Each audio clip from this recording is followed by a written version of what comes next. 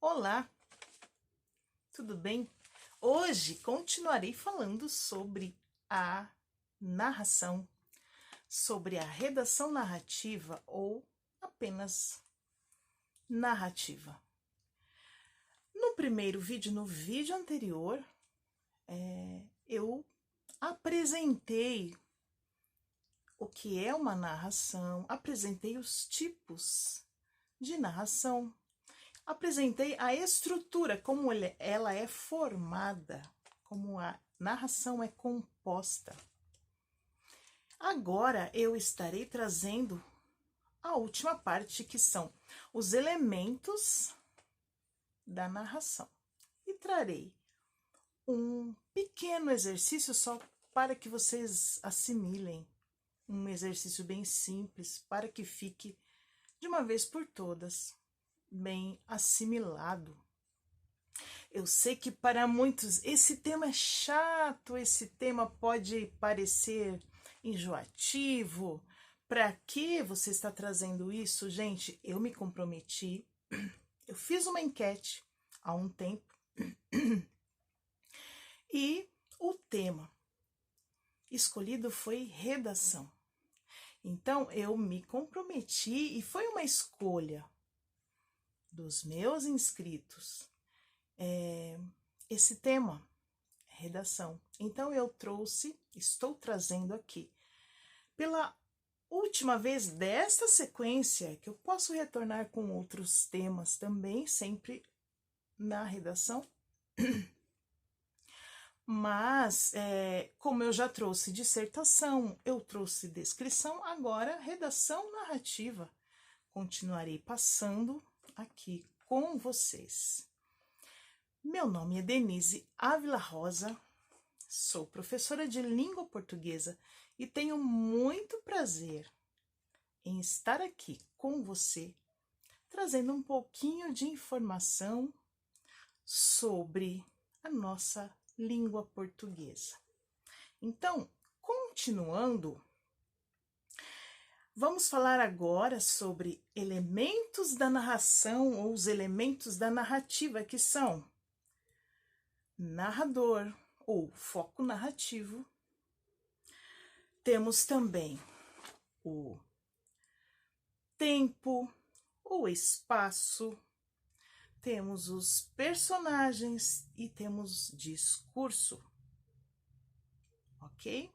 Então, trarei detalhe de cada um desses elementos, porque em uma avaliação, se te perguntarem, identifique o foco narrativo da seguinte narração, ou do texto narrativo. Identifique o discurso da narração. Você já saberá, você já terá uma ideia, uma noção do que se trata. Ok? Então, vamos lá. Primeiro, deixa eu ver aqui. Elementos somente para vocês fixarem. Elementos da narrativa. Então, foco narrativo ou narrador, personagens, tempo, espaço e discurso. Tudo aquilo que eu já havia dito. Então, vamos lá. Há três tipos de narradores. O foco narrativo está totalmente ligado ao narrador da narração, ok? Então, existe o narrador personagem, o narrador observador e o narrador onisciente. Então, assim, o narrador personagem é aquele que conta uma história onde ele mesmo faz parte da história. Então, ele é um narrador personagem. O foco narrativo é... O que quer dizer foco narrativo? É o que tempo verbal ou que pronome é utilizado. Então, quando o narrador é personagem, O foco narrativo está na primeira pessoa, eu. Então, eu fui, eu fiz, eu vi, ok? Então, o foco narrativo é em primeira pessoa, eu. O narrador observador, ele não faz parte da história, ele apenas observa, ele apenas narra. Então, o foco narrativo deste narrador observador está na terceira pessoa. Isso pode ser do singular ou plural, ok, gente? Por exemplo, terceira pessoa, ele vai falar: José estava chegando em casa, então ele, José. Então, foco narrativo em terceira pessoa. Ou ele pode usar também terceira pessoa do plural, ok? O narrador observador, eles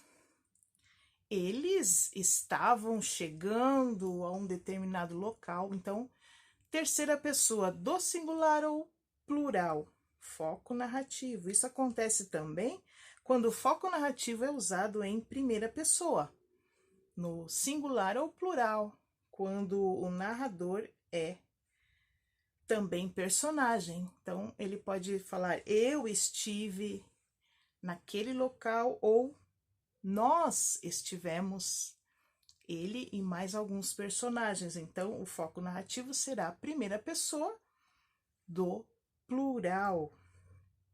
Ok, gente? E aí vem o narrador onisciente, que é aquele que conhece todos os detalhes da narração. O presente, o passado, o futuro. Ele conhece os personagens, ele conhece os pensamentos do personagem, então ele é onisciente, ele sabe de tudo. O foco narrativo sempre, geralmente, do narrador onisciente é de terceira pessoa. Ok? Vamos aos personagens. Personagens, eles podem ser principais e secundários. Os personagens principais são os protagonistas ou antagonistas. Os secundários são aqueles coadjuvantes, aqueles que cercam, que apoiam os personagens principais. Ok? O tempo pode ser cronológico e psicológico. Tempo cronológico é aquele que é facilmente visível. O tempo cronológico, o período que passa a história. Então, pode ser hoje, no dia seguinte, na semana passada. Então, está ali bem marcado o tempo cronológico, no ano de 1980, no mês de setembro, no dia 20, ok? Também aparecem um belo dia. Este já é o tempo psicológico, aquele que você não consegue descobrir exatamente qual foi. Certa vez, um belo dia. Então, esse é o psicológico, aquele que não está claro ali. Aí vem o espaço. O espaço também pode ser físico e psicológico. O espaço é o local onde acontece a história, podendo ser ele físico ou psicológico. O físico pode ser a casa, a cidade, a praia, a rua, o país. Este é o espaço físico. O espaço psicológico é o ambiente interior de um personagem, ou seja, os seus pensamentos, os seus sentimentos, ok? O espaço físico é muito mais fácil de ser identificado. Aí vem o discurso. Temos o discurso direto, o indireto e o indireto livre. Então, vamos lá, o discurso direto, ele é o mais fácil de ser identificado. O narrador utiliza suas palavras para reproduzir as falas, né? Através de 2 pontos, travessão, aspas.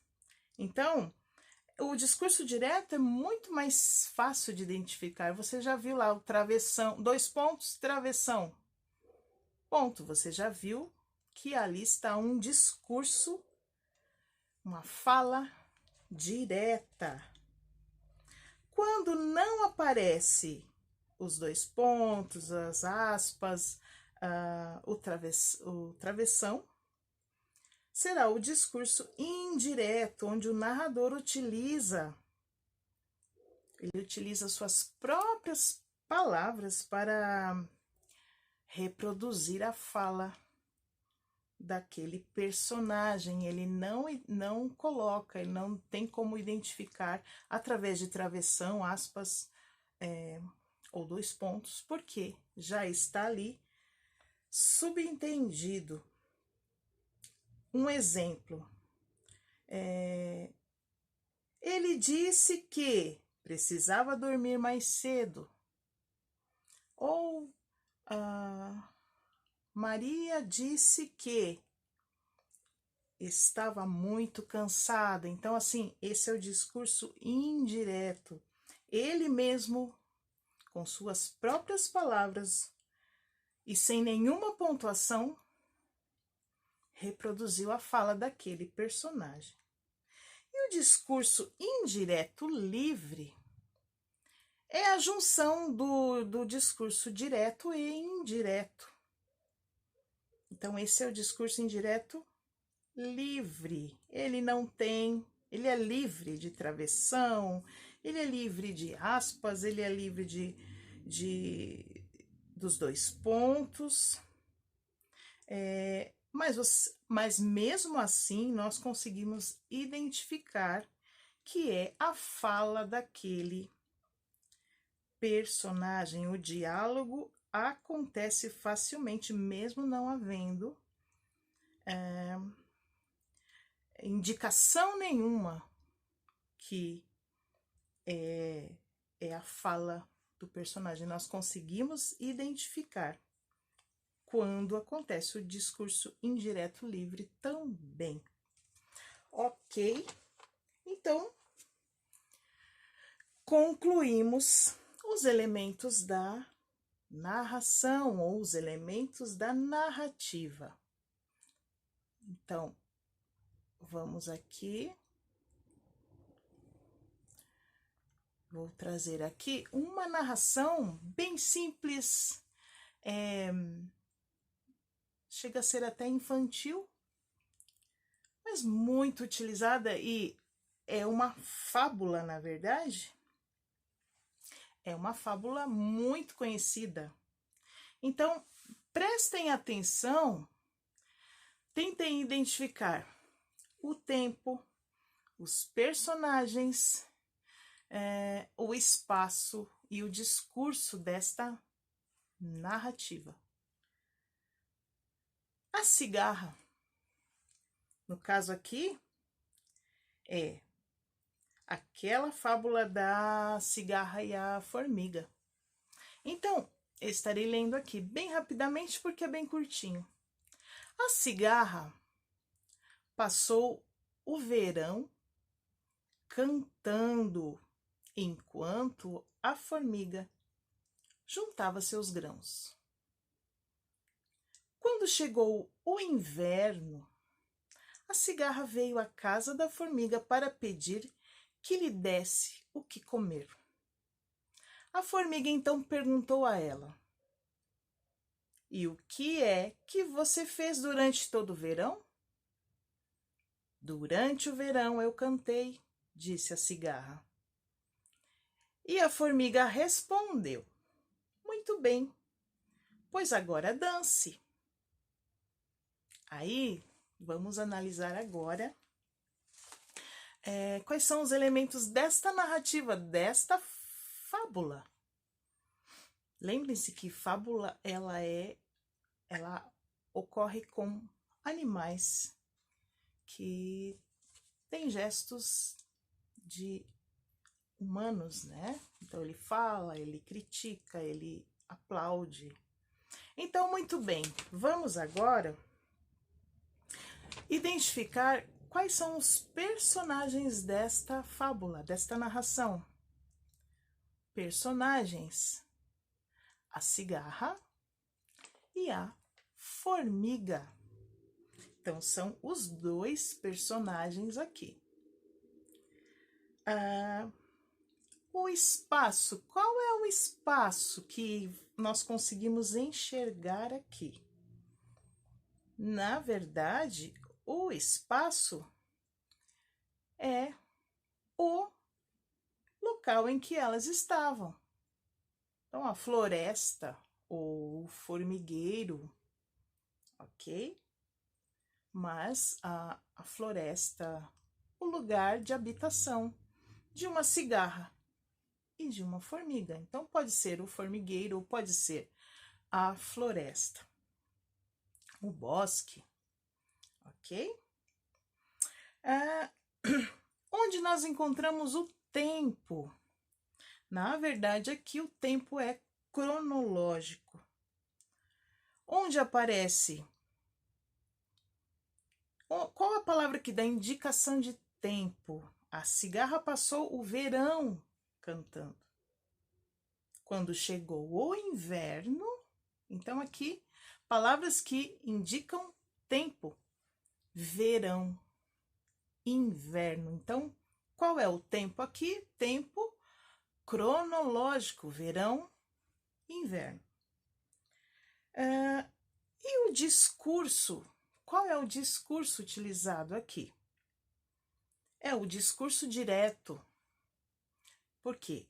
Aqui é utilizado aquele discurso bem destacado por travessão, 2 pontos, travessão. A formiga, então, perguntou a ela, 2 pontos, na outra linha, travessão. E o que é que você fez durante todo o verão? Na outra linha, travessão. Durante o verão eu cantei, disse a cigarra. E a formiga respondeu, travessão. Muito bem, pois agora dance. Quando existe o travessão, não precisa nem pensar 2 vezes. O discurso é o discurso direto, ok? E por último, neste texto, nesta narrativa aqui, que foi extraída só uma parte, né, da narração toda, da fábula, temos a moral da história. Lembrem-se que na fábula sempre vai haver a moral da história. Então, qual é a moral da história que nós podemos, qual é a lição que nós podemos tirar desta fábula? Então, cada um vai trazer a sua própria interpretação, com suas próprias palavras. A minha moral da história, quer dizer, o sentido tem que ser esse mesmo, sempre, não pode fugir desse, mas assim, cada um trará suas próprias palavras, com suas próprias palavras. A minha é: trabalhemos enquanto podemos. Verão. Trabalhemos enquanto estamos no verão, para não sermos pegos de surpresa, desprevenidos, despreparados, quando o inverno chegar. Então, e também para não ouvirmos aquela tradicional frase, eu avisei, tá vendo? Eu avisei. Você podia ter feito isso, você podia ter feito aquilo. Eu disse, não disse? Eu avisei. Então, essa é a moral da história. Trabalhemos enquanto estamos no verão das nossas vidas, porque o inverno chegará e trará consigo as dificuldades. Por hoje é só. Eu agradeço muito a você que ficou comigo até aqui. Eu espero que tenha sido útil. E assim encerramos com elementos da narrativa. Muito obrigado, muito obrigada. Por hoje é só. Fique com Deus, um forte abraço. Tchau, tchau.